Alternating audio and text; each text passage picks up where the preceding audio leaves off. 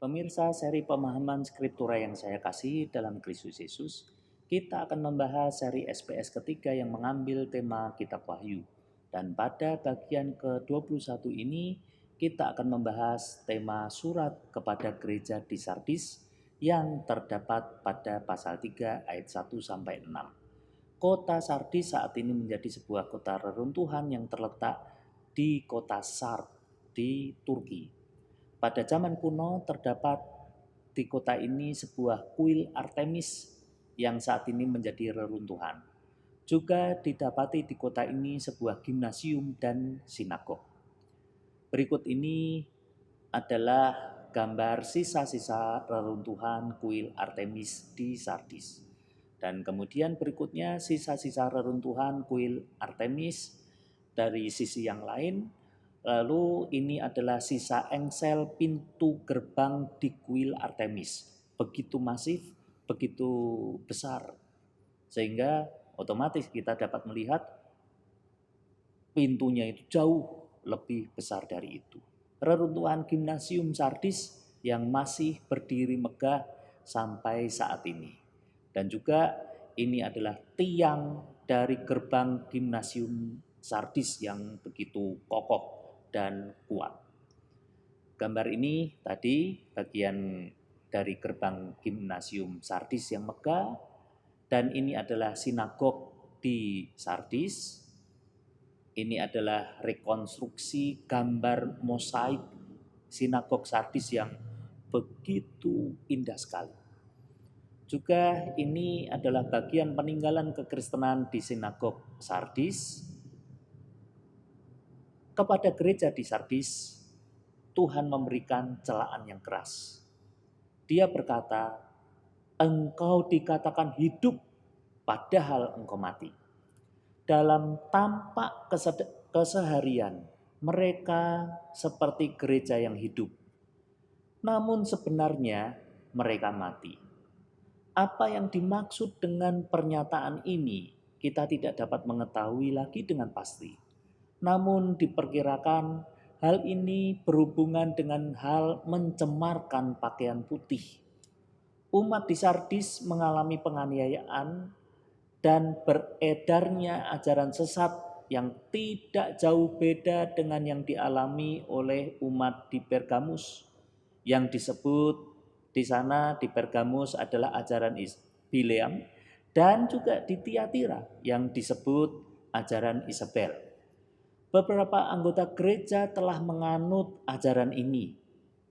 Dengan mereka mengikuti kultus kaisar juga. Namun mereka sangat pandai menyembunyikan diri dan tidak ketahuan oleh anggota-anggota gereja lainnya bahwa mereka telah mengikuti ajaran tersebut. Itu sebabnya Tuhan berkata, "Engkau dikatakan hidup, padahal engkau mati." Lebih lanjut Tuhan berkata bahwa tidak ada pekerjaan rohani yang dilakukan oleh umat yang sempurna di hadapan Tuhan, meski mereka masih pergi beribadah di gereja dan melayaninya. Dalam arti mereka itu ya rajin beribadah, tampaknya itu mereka mau melayani, tetapi bagi Tuhan itu semua adalah nol. Untuk itu nasihat Tuhan bagi mereka adalah supaya mereka bertobat. Dikaitkan dengan teologi eskatologi bahwa kedatangan Tuhan itu mendadak dan tidak diketahui.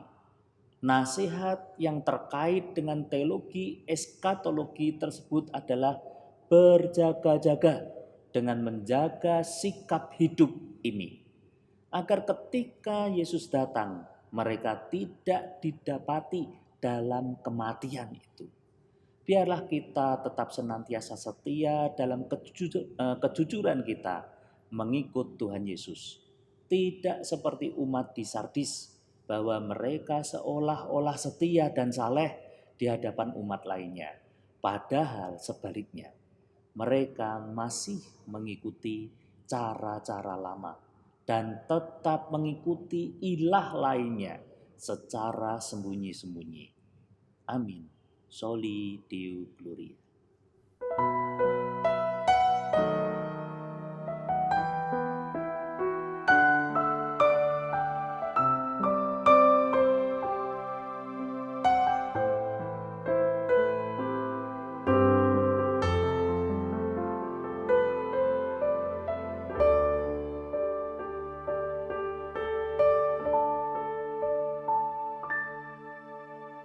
Sungguh Tuhanlah jawaban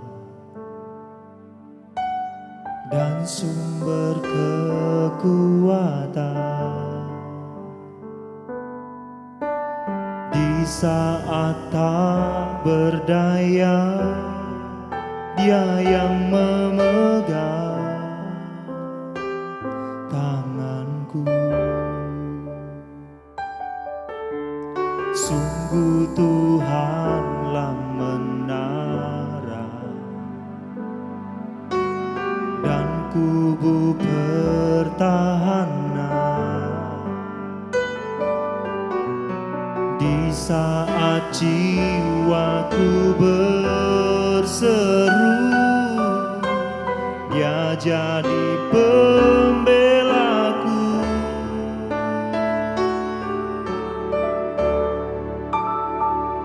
Tuhan ada dan melihat pergumulan yang ku hadapi. Tuhan takkan tinggal diam, ku tak dibiarkan sendiri. Tuhan ada dan melihat pergumulan yang ku hadapi. Tuhan takkan tinggal diam, ku tak dibiarkan sendiri. Ku tak dibiarkan sendiri. Ku tak dibiarkan sendiri.